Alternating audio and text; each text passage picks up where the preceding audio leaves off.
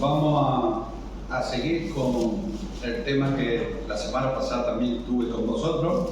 Sabéis que estábamos viendo el libro de Filemón y hoy pues ya hemos llegado a la última parte de Filemón, y el tema general de este libro era los motivos de uno que perdona. Esta mañana vamos a terminar esta maravillosa historia y yo la titulé en línea general Lecciones vivas acerca del perdón. Esta carta de Pablo a Filemón tiene un énfasis primordial y, como sabéis, Pablo le pide a Filemón que perdone a su esclavo, el cual había huido. Ese esclavo era Onésimo, pero ahora, después de un cierto tiempo, Onésimo se había convertido en un creyente. Como ya hemos visto anteriormente, el perdón es una promesa, y es una promesa a nunca vengarse. Para mí es la definición más simple sobre el perdón. Es una promesa, verbalmente está declarada, es una afirmación de amor que uno afirma cuando lo hace, porque una vez que uno ha perdonado, ya no me puedo aferrar al enojo, no me puedo aferrar al odio, no me puedo aferrar a la amargura en contra tuya, y tiene una perspectiva triple. Y esto es muy importante, hermano, porque somos muy dados, y eso se nos tiene que quitar como cristianos. Jacob, te perdono. Y a los 6 meses digo: Jacob, ¿te acuerdas el otro día lo que me hiciste a la 1 de la tarde? Y ya lo había perdonado. El cristiano, una vez que perdona, nunca jamás lo mencionaré más. Nunca jamás lo mencionaré a nadie. Y nunca jamás volveré a traerlo a ti. Eso es el perdón, hermano. Ese es el auténtico perdón. El perdón, hemos señalado que es un acto más parecido a Dios y más parecido a Cristo que el cristiano puede hacer. El perdón es una virtud magnífica. Así es como lo describe un hermano. El perdón es una virtud magnífica. Ahora, esta maravillosa carta, que si os dais cuenta, no menciona ni una sola vez la palabra perdón, nos enseña a nosotros una lección viva de lo que es el perdón. Sin mencionar la palabra perdón, nos está enseñando cómo debemos de perdonar. Nos enseña algunos elementos, los cuales son esenciales para el perdón, y nos lo enseña cómo, de una manera práctica, sutil y gentil. Pablo ya nos ha ayudado a ver diferentes tipos de virtud que uno debe de tener para perdonar. Si recordáis, los 3 primeros versículos nos daban una introducción, después los versículos del 4 al 7 nos muestran las características de alguien que perdona.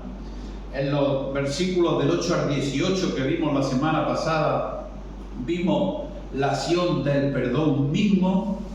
Pablo también nos enseña la acción de uno que perdona, y recordaréis que dentro del perdón pues teníamos 3 elementos que eran fundamentales. Teníamos la recepción, la restauración y la restitución. Y llegamos ahora a estos versículos finales de esta carta, versículos del 19 al 25, y Pablo aquí en estos versículos nos presenta los motivos para el perdón. ¿Por qué perdonar? ¿Cuál es la motivación interna que motiva al perdón? Vamos a leer los versículos del 19 al 25 de la carta de Filemón. yo Pablo lo escribo de mi mano, yo lo pagaré, por no decirte que aún tú mismo te me debes también. Sí, hermano, tenga yo algún provecho de ti en el Señor, conforta mi corazón en el Señor. Te he escrito confiando en tu obediencia, sabiendo que harás aún más de lo que te digo. Prepárame también alojamiento, porque espero que por vuestras oraciones os seré concedido. Te saludan Epafras, mi compañero de prisiones por Cristo Jesús, Marcos, Aristarco, Demas y Lucas, mis colaboradores. La gracia de nuestro Señor Jesucristo sea con vuestro espíritu. Amén. De nuevo, recuerdo que todas estas características que hemos estado viendo a lo largo de esta carta están presentes y nos dan una descripción completa de una persona que perdona. ¿Y qué motiva a alguien a perdonar? Ciertamente, una persona que perdona es una persona valiente, es una persona osada, es heroico, pero al mismo tiempo debe de ser normal para un cristiano humilde. Esa debe de ser la tónica para un cristiano. Pablo cierra la carta con palabras de gracia, pero llenas de un significado bastante importante, porque la intención de motivar el corazón de Filemón para que perdone a Onésimo. Y cada una de estas afirmaciones que estamos viendo aquí al final de estos versículos conllevan el embrión de una verdad que actúa con motivación para nosotros y también para que perdonemos. Nos hacemos una pregunta.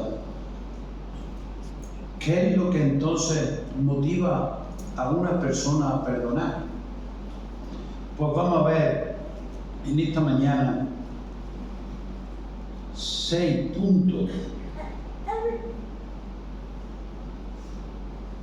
Vamos a ver 6 puntos, pero ahora, antes de ver esos 6 puntos, vamos a ver también. Perdona que se me ha ido.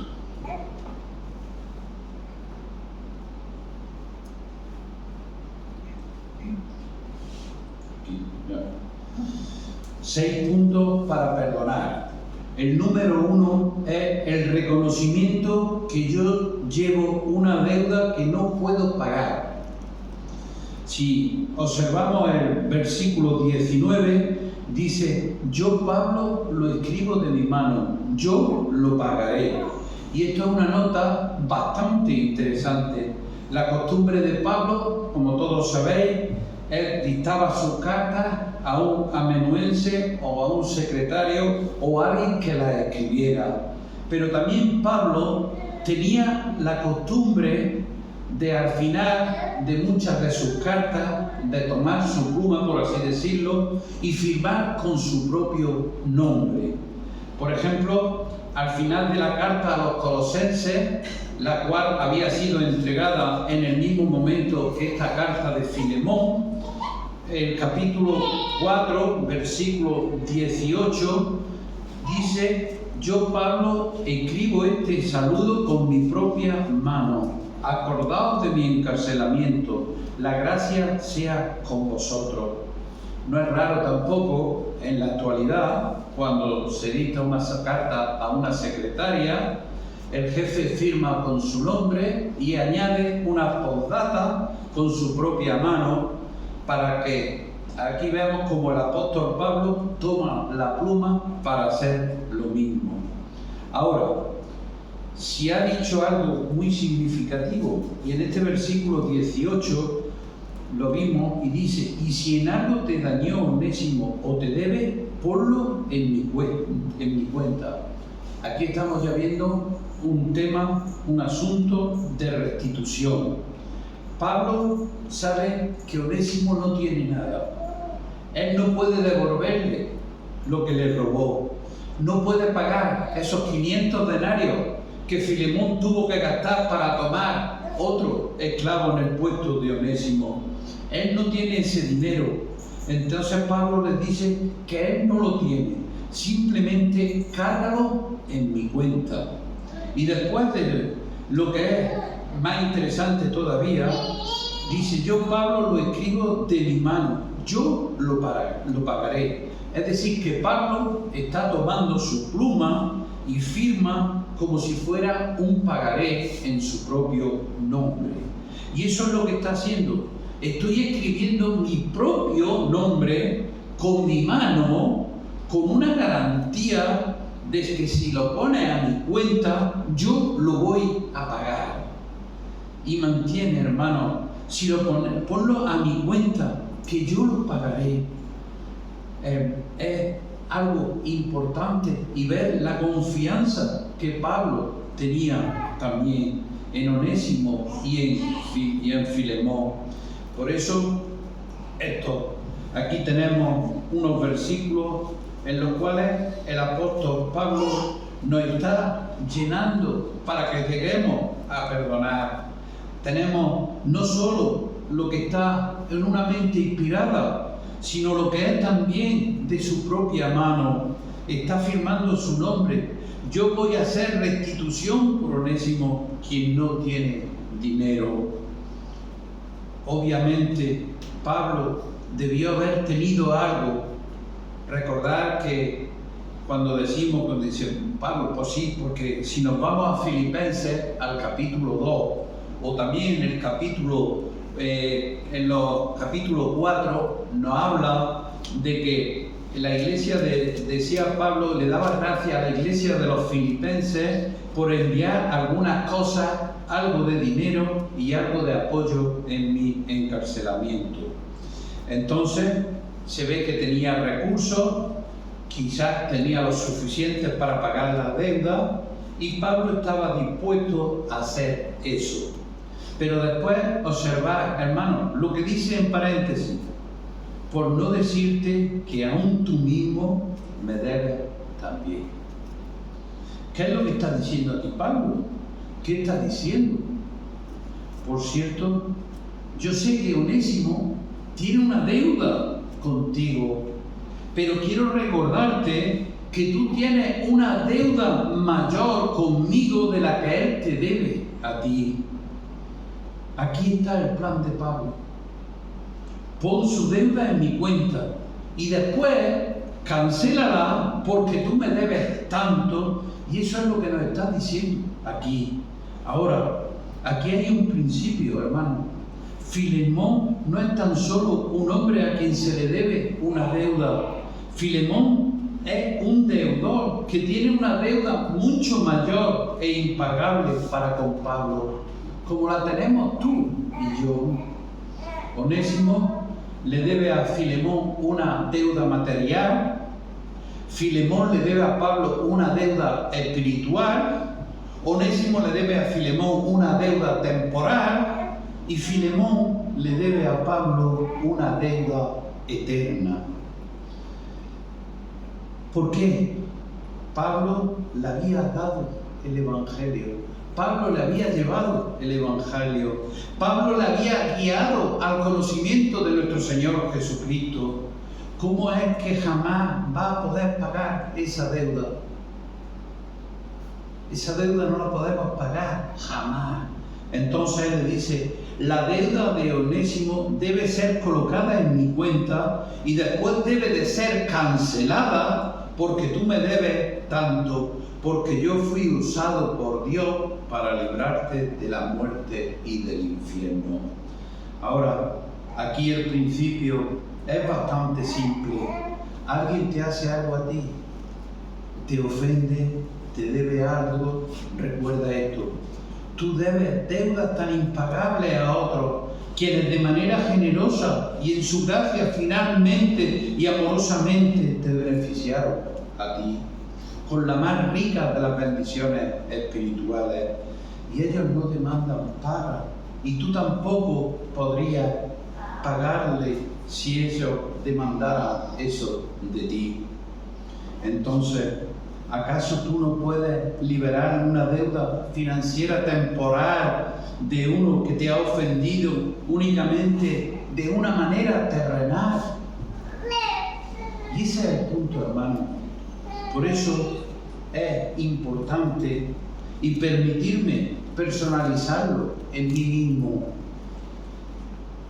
Estoy endeudado tan profundamente con tantas personas, por tanto que jamás ni siquiera me acercaría a pagarle lo que le debo.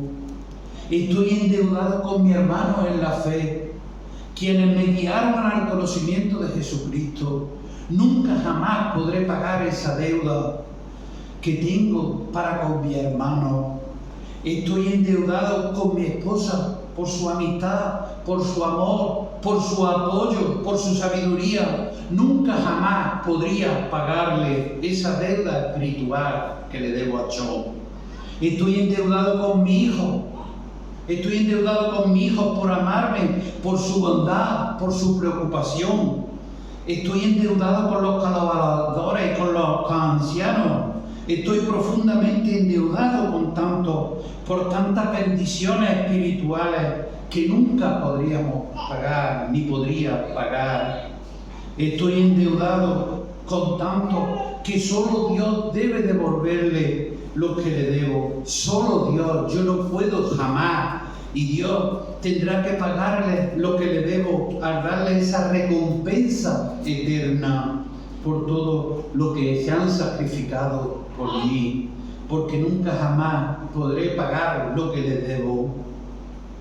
¿Puedo yo entonces, quien debe tanto a tanto, no perdonar a alguien que de una deuda terrenal tan simple? No puedo. Entonces, Pablo, en su genio inspirado, busca motivar a perdonar y recordamos cuánto debemos. La segunda motivación, si yo perdono, puedo convertirme en una bendición a otro. Dice el versículo 20, sí, hermano, ahí está esa ternura amable de Pablo. Sí, hermano, tenga yo algún provecho de ti en el Señor, conforta mi corazón en el Señor. Y las palabras yo y mí la enfatizan el griego y están diciendo, tú has bendecido a tanto. Él ya dijo esto en la primera parte de este libro, recordaréis, en el versículo 7, donde dice, pues tenemos gran gozo y consolación en tu amor, porque por ti, oh hermano, han sido confortados los corazones de los santos. Tú has bendecido a tantas personas por tanto tiempo. Ahora me toca a mí, dice Pablo, hermano, deja que yo sea bendecido, deja que yo me beneficie, deja que yo me encuentre esa utilidad espiritual. Pablo diría lo mismo, no tengo yo mayor gozo que el saber que mi hijo andan en amor lo uno hacia nosotros. Filipenses capítulo 2, tenemos esas palabras tan maravillosas del versículo 2, hacer mi gozo completo. ¿Cómo podemos hacer eso, Pablo? ¿Cómo podemos darte gozo? Pues cuando somos de una misma mente, cuando mantenemos el mismo amor, unidos en espíritu, cuando tenemos un mismo propósito, no haciendo nada por contienda o vanagloria, sino siendo humildes, considerando a otros más importantes que a uno mismo, no mirando por lo propio de uno, sino cada cual también por lo de los otros. En otras palabras, Filemón, si te humillas a ti mismo y consideras a Onésimo más importante que tú, si buscas la unidad del amor y la comunión, por lo tanto, perdona a este hombre y me traerá gozo, dice Pablo. Entonces, él está diciendo, debes verte motivado al querer una bendición de otro, debes verte motivado a perdonar, porque regocija el corazón de otro. Si Filemón rehusara perdonar a Onésimo, dice, va a cargar el corazón de Pablo, va a entristecer el corazón de Pablo, va a turbar el corazón de Pablo, porque él ama a ambos hombres, él ama a la iglesia y él ama la unidad de la iglesia. Y si Filemón no hace eso, dice, él va a dañar, él no quiere dañar esa relación, él no quiere dañar a esa iglesia, él no quiere distorsionar su ministerio, él no puede de una manera equívoca llevar el evangelio a otras personas. Él simplemente dice, tú has estado dispuesto a hacer tanto para consolar a otras personas, harás tan solo esto por mí. Perdonará a este hombre y me consolará y me bendecirá y me traerá gozo. Dos motivos para perdonar. Hermanos, debemos más de lo que jamás podemos pagar y bendeciremos cuando somos bendecidos, cuando perdonamos. Tenemos que buscar la unidad de todo momento. El tercer motivo, el reconocimiento que yo soy llamado a ser obediente al Señor. Versículo 21. Te he escrito confiando en tu obediencia, sabiendo que hará aún más de lo que te digo. De nuevo, con pluma en mano, Pablo dice, mira, tengo confianza en tu obediencia. Y él toca otra vez esa fibra sensible del corazón de Filemón, por necesidad de obedecer, para que obedezca, como él sabe que es obediente a Dios. Él no está hablando de ser obediente a Pablo, porque ahí atrás, la primera parte del capítulo, recordaréis que Pablo le dice, por lo cual, aunque tengo mucha libertad en Cristo para mandarte lo que conviene, más bien te ruego por amor. Pablo nunca le mandó. Pablo simplemente le está diciendo, sé que obedecerás al Señor. Pablo tiene la confianza de que Filemón es un hombre piadoso. Él presentó sus características y las vimos en los versículos del 4 al 7. Él tiene una confianza que actuará Filemón de manera correcta, porque obedecer es un mandato de Dios a perdonar. Podemos asumir que Filemón estaba bien familiarizado con Mateo capítulo 6, en el principio de que si no perdonas a tu hermano, Dios no te va a perdonar a ti. Filemón sabía que Dios había mandado a perdonar. Pablo está seguro de que él lo sabía y por esa razón no lo menciona siquiera, hermano. Si os dais cuenta, no lo menciona. Pero él sabía que Filemón era una persona que también iba a perdonar. Incluso Pablo está seguro de que lo hará y dice, estoy confiando en tu obediencia. Yo sé que vas a hacerlo, lo que Dios te ha mandado a hacer, y Dios te ha mandado a perdonar de manera voluntaria, sin presión, no debido a la ley, no debido al temor, sino a partir de un corazón justo. Filemón obedecerá a Dios, quien le mandó perdonar. La cuarta motivación es contundente para el perdón, y ese es el reconocimiento de que yo soy responsable ante líderes piadosos. Esto es muy refrescante. Versículo 22, mirad lo que dice: prepárame también alojamiento, porque espero que por vuestras oraciones os seré concedido. ¿Sabes lo que está diciendo? Más vale que haga esto, porque voy a realizar lo que hiciste. Y esto es lo que está diciendo: voy a estar ahí, estás preparado. Y esto es lo menos sutil de todo lo que dice la epístola. Por cierto, voy para allá. ¿Recordáis cuando escribió en Primera de Corintios, cuando estaba suficientemente preocupado por la iglesia como para advertirle que iba a venir? ¿Qué fue lo que dijo? Primera de Corintios dice, voy para allá. Él todavía está preocupado. Y os digo otra vez, lo voy a ver. Y todas las veces que dice, está realmente diciendo, voy para allá. Más vale que se corrijan porque voy para allá. con vara, voy para allá, con vara. En estos versículos no, prepárame alojamiento, voy para allá.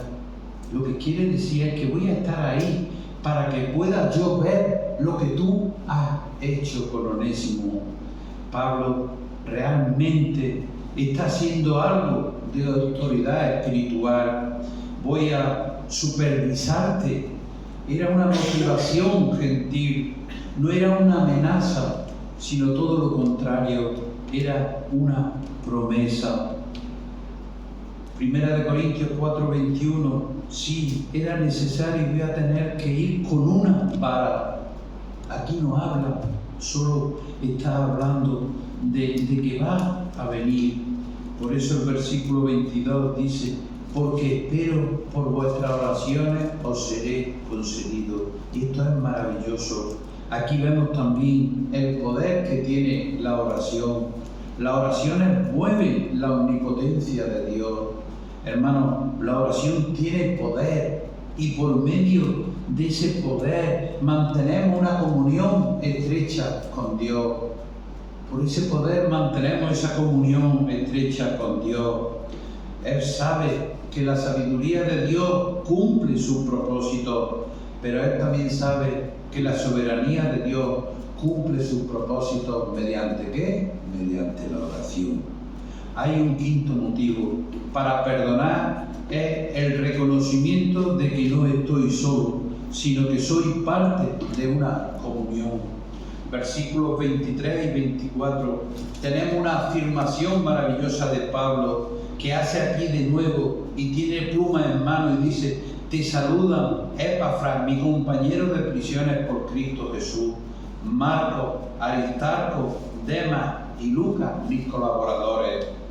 Él identifica a Epafras como un compañero de prisiones y a Marcos, Aristarco, Demas y Lucas como colaboradores.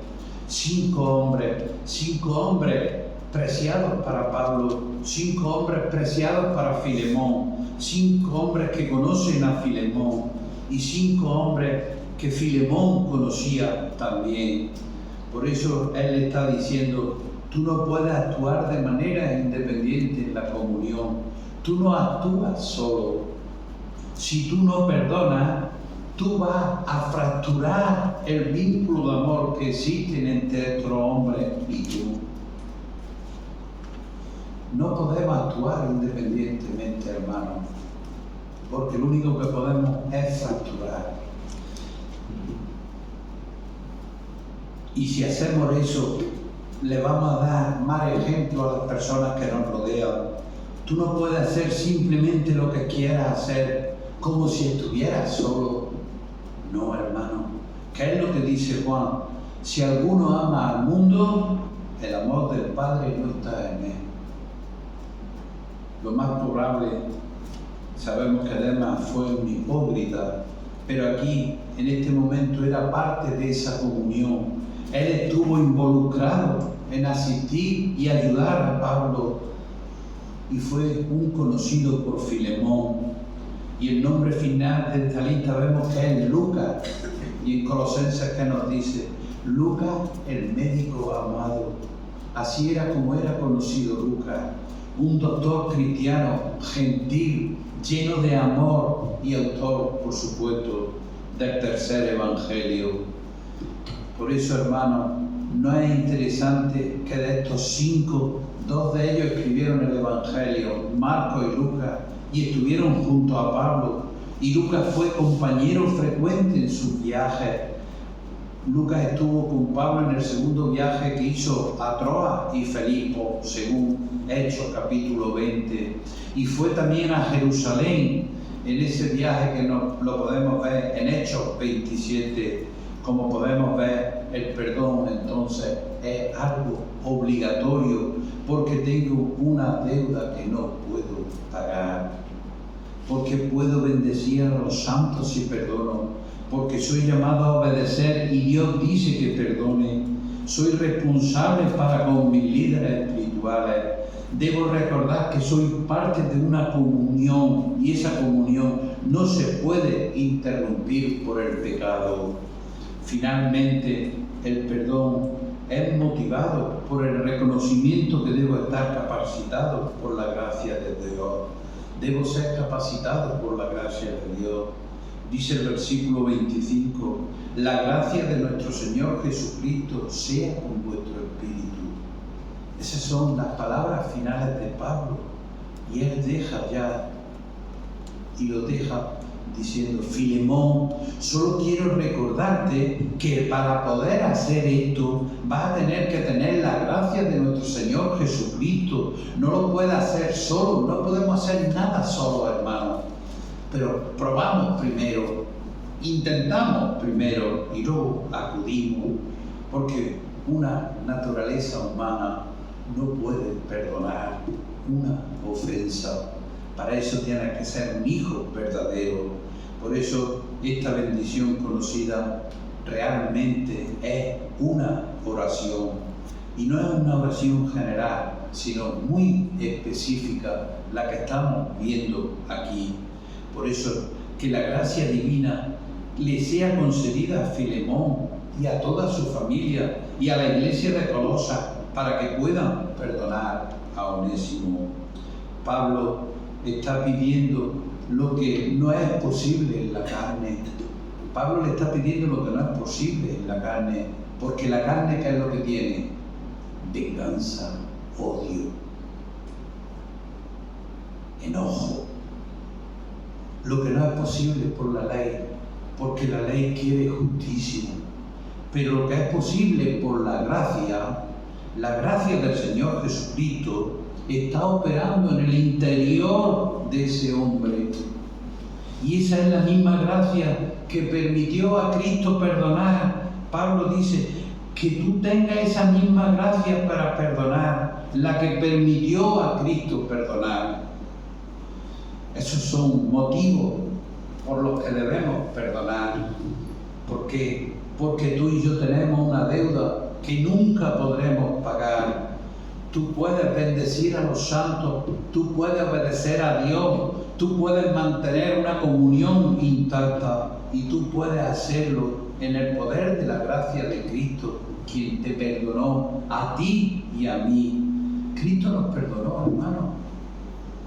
Querido hermano, la salvación es solo en Cristo.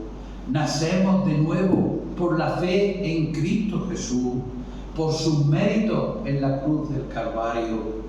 Por eso dice Hechos capítulo 4, versículo 12, y en ninguno otro hay salvación, porque no hay otro nombre bajo el cielo dado a los hombres en que podamos ser salvos. Colosenses capítulo 1, versículo 21 y 22 dice, y a vosotros también, que erais en otro tiempo extraños y enemigos en vuestra carne, haciendo malas obras, ahora os ha reconciliado en su cuerpo de carne, por medio de la muerte, para presentaros santos y sin mancha, irreprensibles delante de Él. Ningún otro medio, ninguna otra alternativa, ninguna otra opción puede producir salvación. Solamente en nuestro Dios, que despliega su poder de salvación a través de Cristo y el poder del Espíritu Santo. La vida sin pecado de Cristo y su pago fue sustituto en la cruz. Solamente somos suficientes para nuestra justificación. Por eso, hermanos, tenemos un gran privilegio. Este es el final del libro, este es el final de esta carta, pero no es el final de la historia. ¿Y cómo termina la historia? Pues sin duda alguna, Filemón perdonó a Onésimo. Pablo fue liberado del encarcelamiento, hizo muchos viajes, viajó por muchos lugares y uno de ellos fue a Colosas y seguramente pues estaría en la casa de Filemón. Gracias a Dios por su palabra, por esta corta carta, pero llena de enseñanza para ti y para mí, y que podamos ser perdonadores como así nos demanda la palabra de Dios. Por eso en esta mañana, si aún no eres hijo de Dios, pídele a Dios perdón por todo lo que has hecho, y el Señor te va a perdonar y van a ser hijos tuyos, porque ahora aquí tenemos una vida temporal, pero vamos a estar con Dios toda una eternidad. Que el Señor nos ayude a ser personas perdonadoras, y como he dicho antes, también tenemos que ser personas que brillen y dar ejemplo a los que nos rodean. Vamos a dar gracias.